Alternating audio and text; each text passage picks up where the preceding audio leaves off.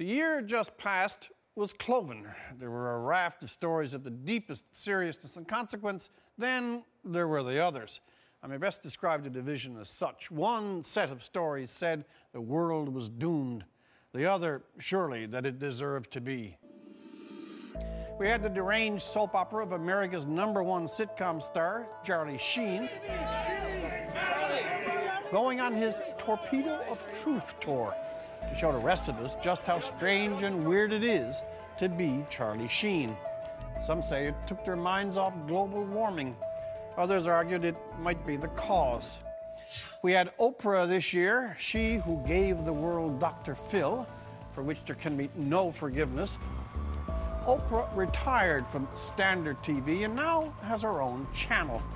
You could think of it as a form of benign quarantine. The world, between fits of Bieber and Gaga, also followed poor Lindsay Lohan in her various travails. The latter went from community service in a morgue to the cover of Playboy. Not as great a distance as some would think. Guilty of the crime. Michael Jackson's doctor was on interminable trial. One of the Republican candidates, a pizza tycoon, Herman Cain, had more allegations racked up against him for sexual harassment than Bill Clinton in his prime. Cain just wasn't as able to deflect from them as the randy semanticist. Finally, the Italian Prime Minister Silvio Berlusconi's carnal antics with high-priced call girls answered the question of our day. What would the world look like if Charlie Sheen took his Torpedo of Truth and entered politics?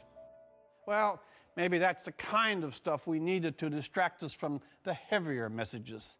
The world began 2011 shrouded in anxiety and gloom about its economy.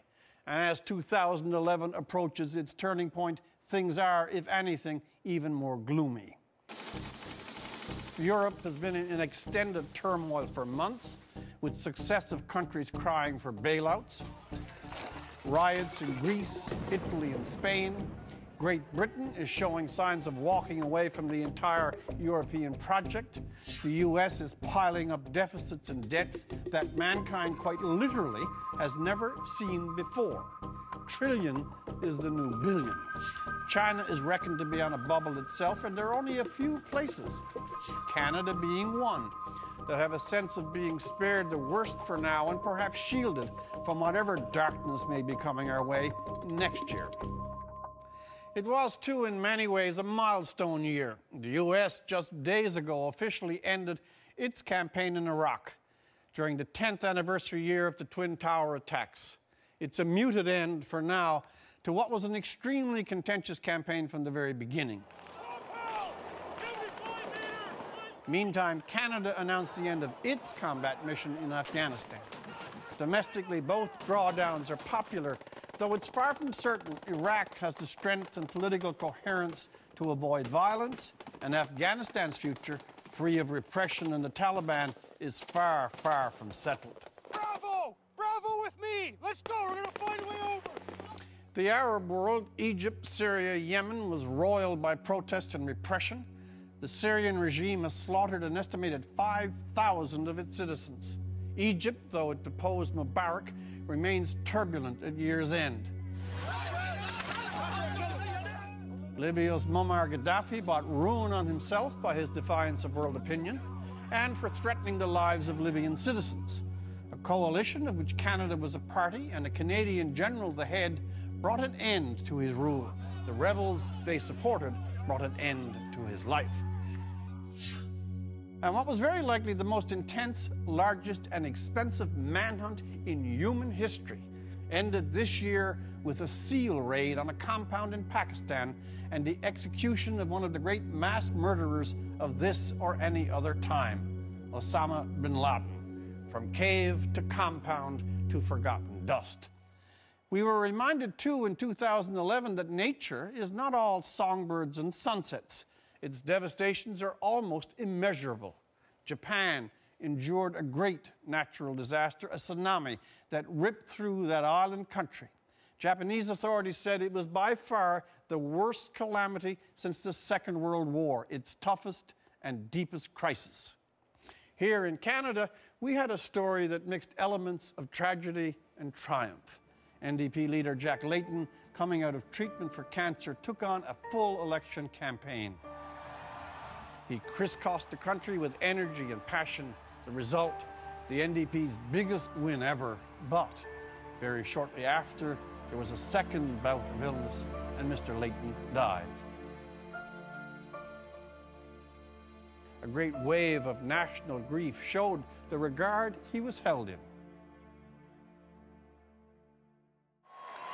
And friends, I have to say it, a strong, stable, national majority Conservative government.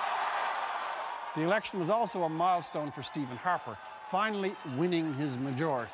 For the Liberals, it was devastation. They plummeted to third place in the Commons. Their leader, Ignatieff, lost his seat and instantly left the game. He left Canadian public life more abruptly and completely than he entered it. The Liberal Party lost a lot of ground, but an even more venerable institution may have taken some back.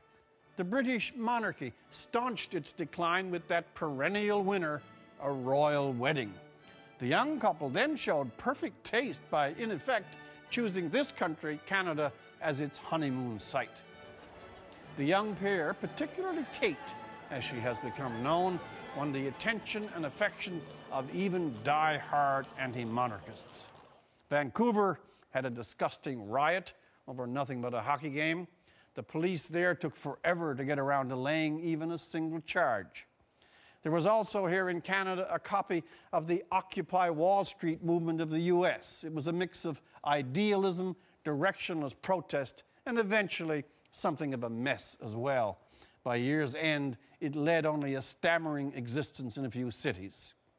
2011 ended with the passing of two who have left their mark on the times and in their separate ways remind us always of freedom and debate.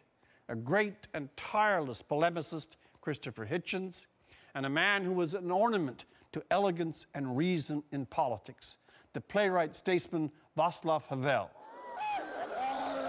And right at year's end, the world waved an eager goodbye to one who specialized in manufacturing hell on earth, the last of the totalitarian communist dictators, Kim Jong-il.